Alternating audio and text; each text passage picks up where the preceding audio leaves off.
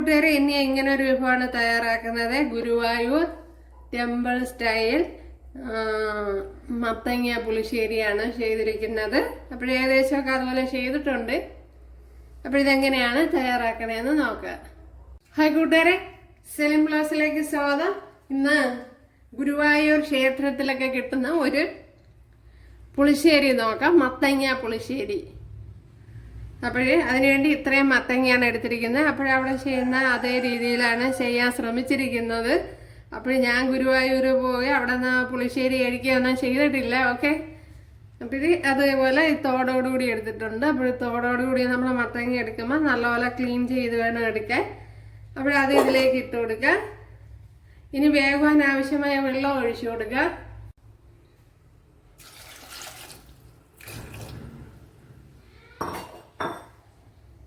ഞാൻ ഇപ്പോൾ ഇത്രയും വെള്ളം ഒഴിച്ചു കൊടുത്തിട്ടുണ്ട്. ഇനി ഇതിലേക്ക് മഞ്ഞൾപ്പൊടി ഇട്ട് കൊടുക്കുക. അപ്പോൾ 1/2 ടീസ്പൂൺ മഞ്ഞൾപ്പൊടിയാണ് ഇട്ട് കൊടുത്തത്. ഇനി 1 ടീസ്പൂൺ മുളക് പൊടി ഇട്ട് കൊടുക്കുക. 1 ടീസ്പൂൺ മുളക് പൊടി ഇട്ട് കൊടുത്തു. ഇനി ആവശ്യത്തിന് ഉപ്പിട്ട് കൊടുക്കുക. ഇനി ഒന്ന് അടച്ചു കൊടുക്കുക. അപ്പോഴ മത്തങ്ങ വെന്തോണ്ടിരിക്കുന്നു. അപ്പോൾ ഒരു പിടി തേങ്ങ എടുത്തിട്ടുണ്ട്. അതിലേക്ക് ഒരു പച്ചമുളക് ഇട്ട് കൊടുക്കുക. പച്ചമുളക് ഇത് നല്ല എരിയുള്ള മുളകാണ്, അതുകൊണ്ടാണ് കുറച്ചിട്ടത്.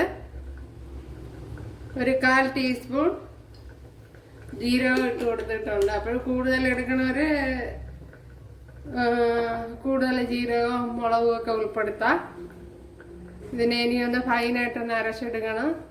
ഇനി അരച്ചു വെച്ചിരിക്കുന്ന അരപ്പ് ഒഴിച്ചു കൊടുക്കുക.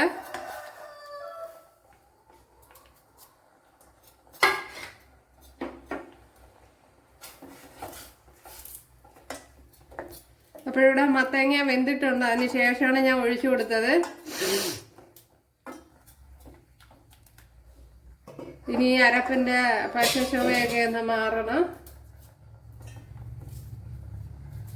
അപ്പോഴേക്ക് തൈര് ഒഴിച്ച് വേണമെങ്കിൽ തിളപ്പിച്ചിട്ട് പിന്നീട് അരപ്പൊഴിച്ചാലും മതിയാവും. ഞാൻ ഇപ്പോൾ അരപ്പ് ആദ്യം ഒഴിച്ചു കൊടുത്തു.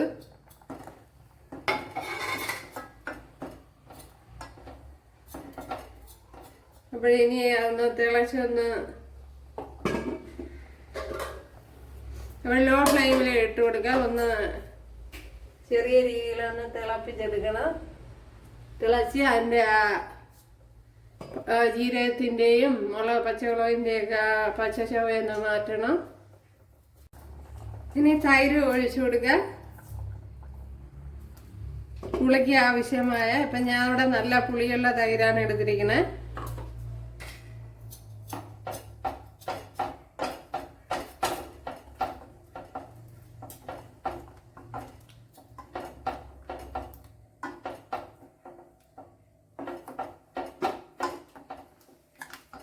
അപ്പോഴേ കുറച്ച് ലൂസായിട്ടാണ് ഇരിക്കേണ്ടത്.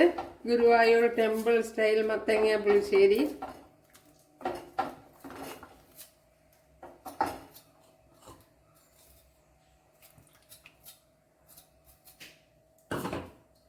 അതുപോലെ 1 ടേബിൾ സ്പൂൺ ശർക്കര എടുത്തിട്ടുണ്ട്.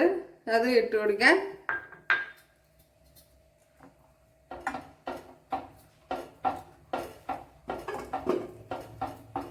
ഇനി ഉപ്പ് പാകമാണോ എന്ന് നോക്കാം.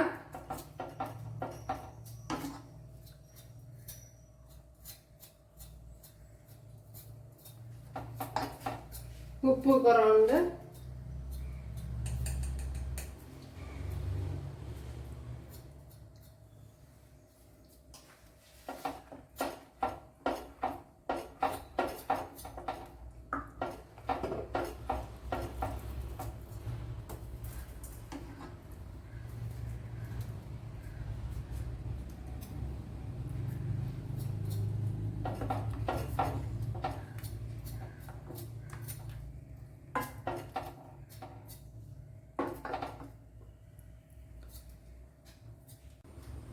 ഇവിടെ ഇപ്പോൾ എല്ലാം പെർഫെക്റ്റ് ആയിട്ട് വന്നിട്ടുണ്ട്.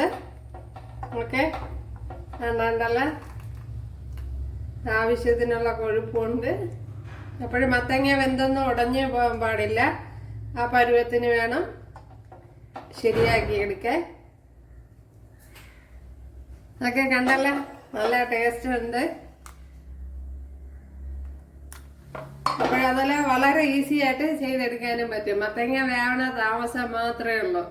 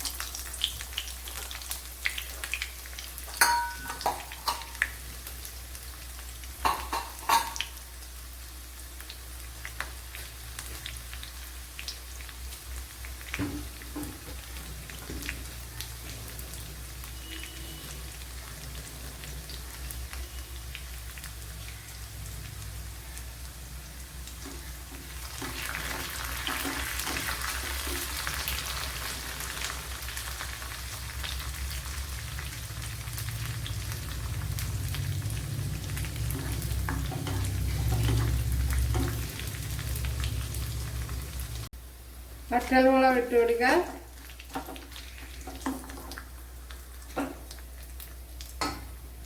ഇതേപോലെ കറി ലീവ്സ് ഇട്ട് കൊടുക്കുക.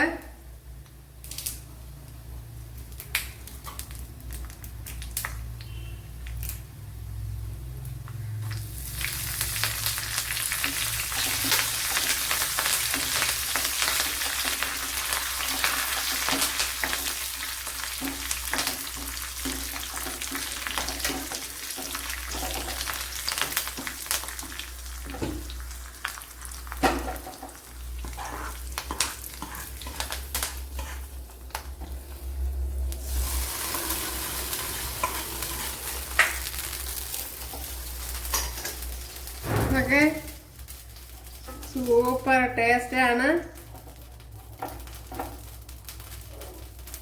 അപ്പോഴിതിൽ വേറൊന്നും ചേർക്കൂലെന്നാണ് എനിക്ക് മനസ്സിലായത് സെർച്ചിങ്ങിൽ. അപ്പോഴേ അതുകൊണ്ട് തന്നെ വേറൊന്നും ചേർത്തിട്ടില്ല. അതുകൊണ്ടല്ലേ അപ്പോഴെല്ലാവരും ചെയ്ത് നോക്കാം. ഇതുപോലെ ലൂസായിട്ടിരിക്കുന്നതെന്നാണ് പറയുന്നത്. അപ്പോഴെല്ലാവരും ചെയ്ത് നോക്കാം. ഇഷ്ടമായാൽ സബ്സ്ക്രൈബ് ചെയ്യാൻ എനിക്കൊരു സപ്പോർട്ടാവും. അപ്പോഴടുത്തൊരു വീഡിയോ ആയിട്ട് കാണാമെന്ന് പറഞ്ഞുകൊണ്ട് എല്ലാവർക്കും താങ്ക്സ്.